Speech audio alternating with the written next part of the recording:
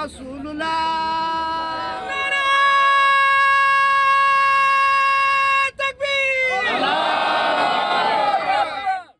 Assalamualaikum. Umumnya orang menyamakan antara sunnah dan hadis. Hadis adalah sunnah dan sunnah adalah hadis. Padahal ada hal yang membedakan di antara keduanya. Dan Ahmadiyah membedakan keduanya dengan suatu dasar yang dapat diterima. Namun, sebelum menjelaskan kedua hal ini, terlebih dahulu ada baiknya menyampaikan Al-Quran sebagai kitab yang kedudukannya berada di atas kedua ini, sunnah dan hadis. Terkait dengan kedudukan Al-Quran, Hadrat Ahmad menjelaskan, berkaitan dengan kitab dan sunnah sebagai pegangan, aku meyakini bahwa kitab Allah berada di atas segalanya. Jika kandungan suatu hadis tidak bertentangan dengan kitabullah, maka hadis tersebut dianggap sebagai dapat diterima. Akan tetapi, kami tidak bisa menerima penafsiran suatu hadis yang bertentangan dengan ayat-ayat suci Al-Quran. Sepanjang memungkinkan, kami akan mencoba menafsirkan suatu hadis sejalan dengan ayat-ayat dalam kitabullah. Namun jika ternyata ada hadis yang bertentangan dan tidak bisa diartikan lain, maka kami akan menolaknya dengan segera sebagaimana pedoman yang diberikan Allah Subhanahu wa taala. A'udzubillahi minasyaitonirrajim. Fabi ayyi haditsin ba'dallahi wa ayatihi yu'minun. Kemudian kepada perkataan manakah setelah menolak firman Allah dan tanda-tandanya mereka akan beriman? Inilah keluhuran Al-Quran sebagai pedoman pertama dan utama bagi umat Islam.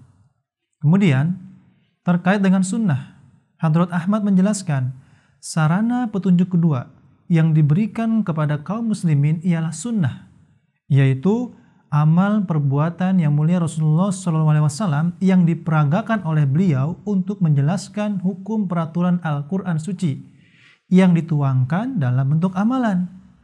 Misalnya, di dalam Al-Quran sepintas lalu tidak diketahui jumlah rakaat dalam sholat 5 waktu. Berapa rakaat untuk sholat subuh, dan berapa rakaat untuk sholat-sholat lainnya. Akan tetapi sunnah telah membuat segalanya menjadi jelas. Dan jangan keliru, seolah-olah sunnah dan hadis sama saja. Sebab hadis itu dikumpulkan 100 atau 150 tahun kemudian. Sedangkan sunnah justru muncul bersama-sama dengan Al-Quran.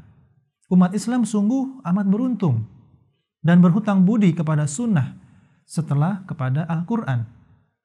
Singkatnya, yang mulia Rasulullah SAW telah memperagakan dalam bentuk tingkah laku apa-apa yang difirmankan Allah Ta'ala, sementara beliau dengan sunnah yakni amal perbuatan memecahkan persoalan demi persoalan yang sulit lagi pelik. Tidaklah pada tempatnya untuk mengatakan bahwa tugas memecahkan persoalan ini diandalkan pada hadis. Sebab sebelum hadis terwujud pun Islam telah berdiri di atas permukaan bumi ini. Lebih lanjut beliau menjelaskan tentang hadis. Sarana petunjuk ketiga ialah hadis. Sebab banyak sekali perkara-perkara yang berhubungan dengan sejarah Islam, budi pekerti, dan fikih dengan jelas dibentangkan di dalamnya. Faedah besar dari hadis lain itu ialah hadis merupakan khadim Al-Quran dan sunnah. Catat ya, hadis merupakan khadim atau pelayan Al-Quran dan sunnah. Kita mengambil ketetapan bahwa hadis merupakan khadim Al-Quran dan khadim sunnah. Jelas bahwa kemuliaan seorang majikan akan bertambah besar dengan kehadiran khadim-khadimnya. Al-Quran adalah firman Allah, sedangkan sunnah adalah perilaku Rasulullah SAW. Dan hadis merupakan saksi penguat bagi sunnah. Sungguh keliru mengatakan na'udzubillah bahwa hadis mempunyai kewenangan bertindak sebagai hakim atau pemutus perkara terhadap Al-Quran. Apabila di atas Al-Quran harus ada hakim, maka yang menjadi hakim adalah Al-Quran itu sendiri. Hadis yang mengandung unsur keraguan atau dhon sekali-kali tidak dapat menduduki tempat sebagai hakim terhadap Al-Quran. Kedudukannya hanyalah selaku saksi penguat. Al-Quran dan Sunnah telah melaksanakan semua tugas.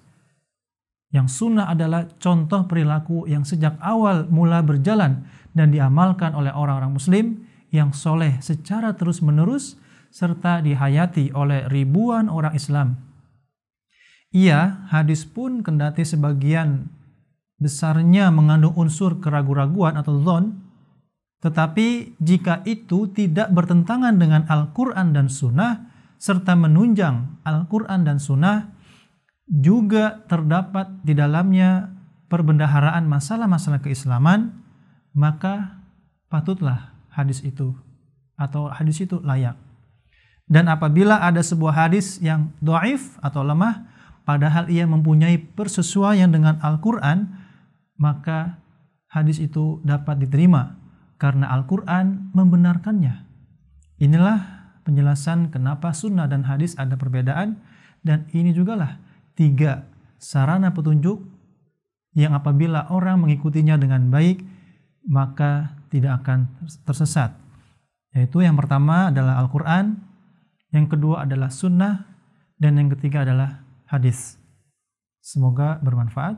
Assalamualaikum warahmatullahi wabarakatuh.